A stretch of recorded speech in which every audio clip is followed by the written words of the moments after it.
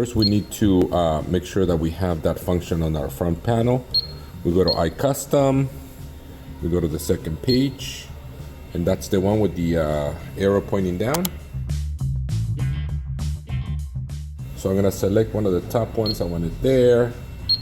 So now it puts it on the menu, and click OK. Now here it is now, okay? That's step number one. All right, so let's say that you wanna pause the design, you have a rush order, and then we don't wanna wait 21 minutes in this case, right? We just wanna stop this current design. Okay, we press the save stitch function. We save the current status of the work. We press OK. So now we can take the hoop out. We can take we can select a different design. The machine will remember all that information. Then we can start the second one. We'll center it. Okay. Okay. So we change the position. We change the design.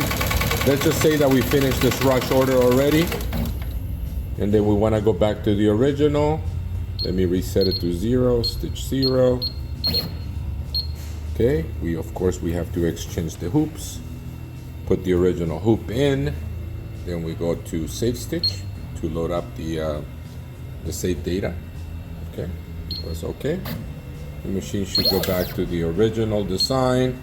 Stitch 151, it's still 21 minutes left.